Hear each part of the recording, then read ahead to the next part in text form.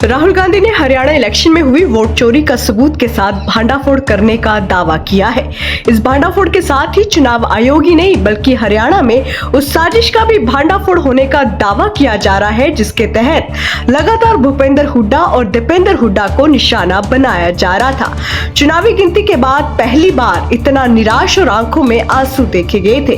कहते रहे बैलेट पे 73 सीट पर जीते हैं। पिछले 5 इलेक्शन में वही जीता है जिसने बैलेट पेपर में जीत हासिल की और चुनाव आयोग द्वारा कैसे अलग अलग 3 बार वोट प्रतिशत बढ़ा।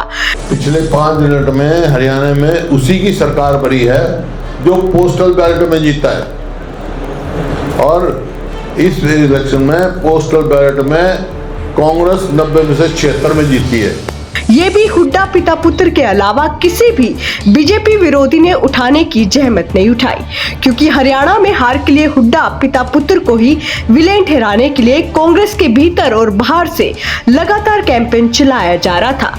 कुमारी शैलजा, शमशेर गोगी, कुलदीप शर्मा से लेकर अभय चौटाला तक जो खुद अपने अपने चुनाव हारे हैं वो भी लगातार हुड्डा पर निशाना साध रहे थे। लेकिन ये सारे लोग राहुल गांधी द्वारा किए गए खुलासे पर अब पूरी तरह से खामोश है। हरियाणा की नहीं है, हिंदुस्तान की नहीं है, ब्राजील की है, मॉडल है, हरियाणा की वोटर लिस्ट पे है। हुड्डा के खिलाफ दिल्ली से लेकर चंडीगढ़ तक पत्रकारों को घर घर जाकर इंटरव्यू देने वाले फॉर्मेलिटी के लिए सोशल मीडिया पर भी इस मुद्दे के बारे में ढंग से बोलने को तैयार नहीं है। क्या कभी आपने शैलजा, गोगी, कुलदीप शर्मा, अभय चौटाला या दुष्यंत चौटाला को वोट चोरी पर मुखर होकर बोलते देखा है? नहीं देखा होगा, क्योंकि ऐसे करने से बीजेपी एक्सपोज होती है और इन लोगों के निशाने पर बीजेपी नहीं सिर्फ हुड्डा है। इन लोगों का मकसद हुड्डा को निशाना बनाकर बीजेपी के वोट चोरी के पाप पर पर्दा डालने की बात बोली जा रही है। राहुल गांधी के खुलासे के बाद अब बीजेपी और सिस्टम पर सवाल उठाए जा रहे हैं। अब मैं आपसे पूछना चाहता हूं और हरियाणा के युवाओं से पूछना चाहता हूं, हरियाणा की जनता से पूछना चाहता हूं कि ये कौन है, इसकी एज क्या है, ये कहां की है, इसका नाम क्या है,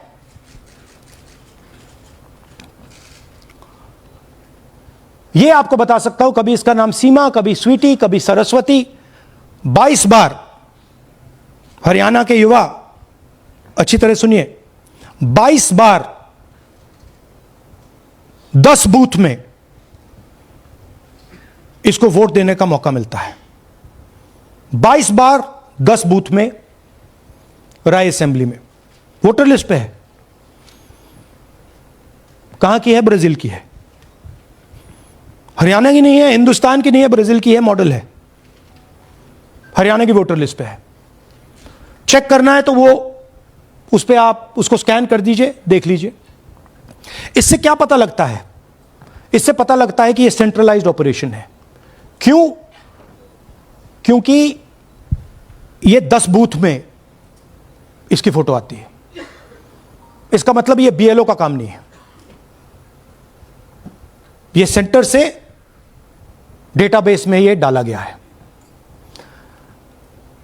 ब्राजील की महिला 22 बार 10 बूथों में हरियाणा में वोट कर रही है।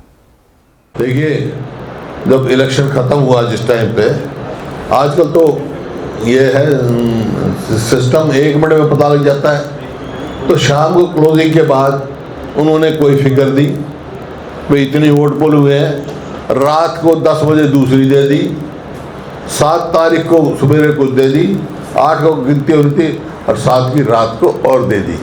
1% से 1%, कहीं 10%। ये देखिए 5 हरियाणा के पिछले रिजल्ट देखो आप। पिछले 5 मिनट में हरियाणा में उसी की सरकार बनी है जो पोस्टल बैलेट में जीता है और इस इलेक्शन में पोस्टल बैलेट में कांग्रेस 90 में से 76 में जीती है, मशीन में 37 आ रही। तो ये है, क्वेश्चन है और इसी वास्ते हमारी डिमांड है, भाई वोटर लिस्ट ठीक हो और पोस्टल से वोट हो। राहुल गांधी ने इसको बड़ी मजबूती से उठा रखा है। आपने देखा महाराष्ट्र में क्या हुआ, अब बिहार में क्या हुआ। सुप्रीम कोर्ट को ये आदेश देने पड़े 3 दिन के अंदर। ये बताओ ये किस किस की वोट कटी है, क्या जवाब आता है देखते हैं।